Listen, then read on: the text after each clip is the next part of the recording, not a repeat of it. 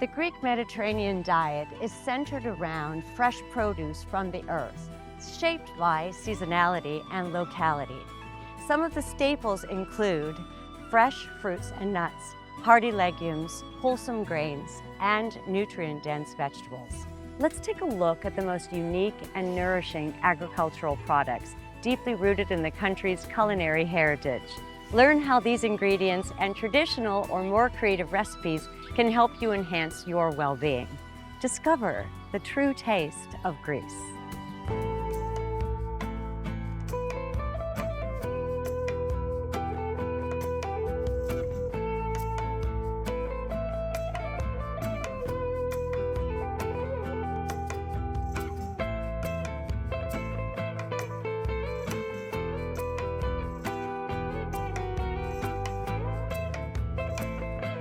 Νάουσα, μία πόλη με μοναδική λαογραφική και αρχιτεκτονική ταυτότητα και έντονο αποτύπωμα στον ελληνικό γαστρονομικό χάρτη. Χτισμένη στους πρόποδες του όρους Βέρμιο, φημίζεται για το χιονοδρομικό κέντρο 3-5 πηγάδια, το οποίο επισκέπτονται λάτρεις του σκι από την Ελλάδα αλλά και το εξωτερικό.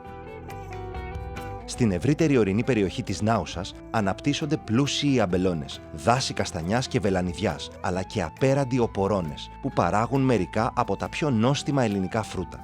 Κορυφαίο όλων, το ροδάκινο Νάουσας. Ένα προϊόν πιστοποιημένο που αποτελεί βάση της τοπικής οικονομίας και ταξιδεύει σε όλο τον κόσμο. Ωστόσο, λόγω της εποχικότητάς του, ο πλέον παραδοσιακός τρόπος συντήρησής του είναι η κομπόστα. Πάμε να δούμε πώς φτιάχνεται. Δημήτρη, ξεκίνησε την παραγωγή κομπόστας χωρίς εμάς. Γεια σου, Σωτήρη, καλώς ήρθες. Μια χαρά είμαι. Ναι, ξεκίνησα γιατί έχει μια διαδικασία.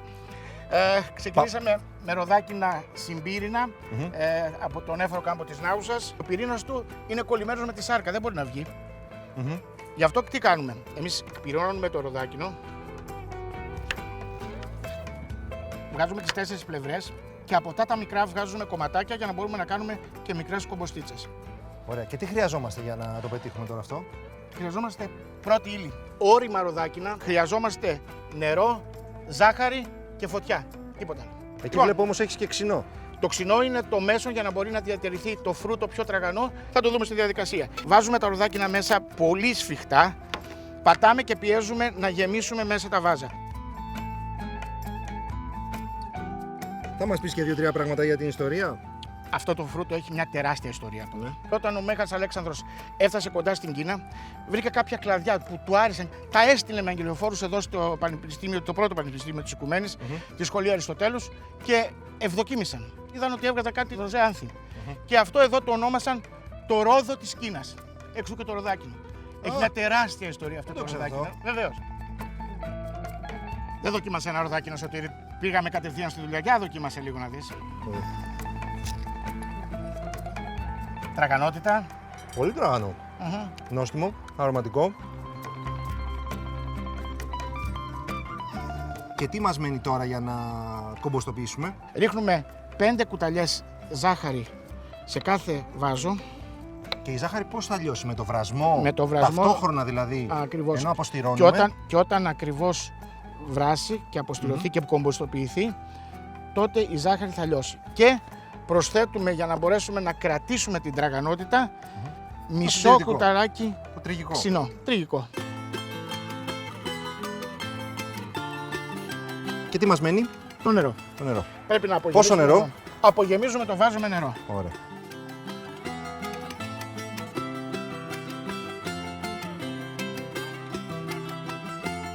Θα ξεκινήσουμε βάζοντας μια κατσαρόλα στο μάτι. Ωραία, μια πλασοτέ. Βάζουμε κάτω 2 πετσέτες. Ο λόγος?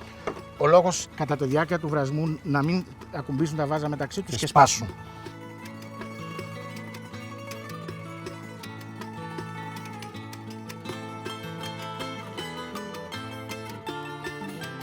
Μόλις τελειώσει ο βρασμός των 25 λεπτών, θα πάρουμε τα βάζα και θα τα γυρίσουμε ανάποδα και θα τα αφήσουμε να κρυώσουν ανάποδα.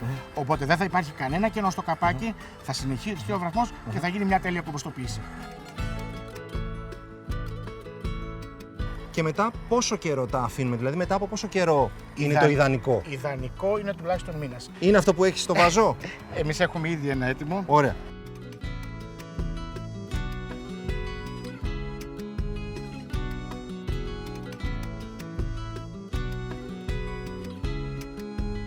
Άλλο πράγμα. Και ετικετάρουμε. Πρέπει πάντα να ξέρουμε και να βάζουμε μια ετικέτα για να ξέρουμε πότε κάναμε το ροδάκι μας. Και φυσικά και στο βάζο μας. Καλή απόλαυση. Ευχαριστούμε πολύ. Ευχαριστούμε πάρα πολύ. Για όλα. Μείνετε μαζί μας και ανακαλύψτε τον επόμενο προορισμό μας.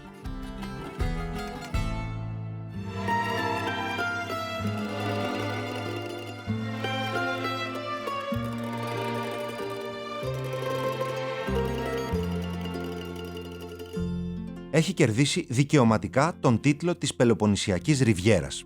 Ο λόγος για την Ερμιόνη. Το κοσμοπολίτικο θέρετρο της Αργολίδας, που σαγηνεύει τους επισκέπτες με την ομορφιά της.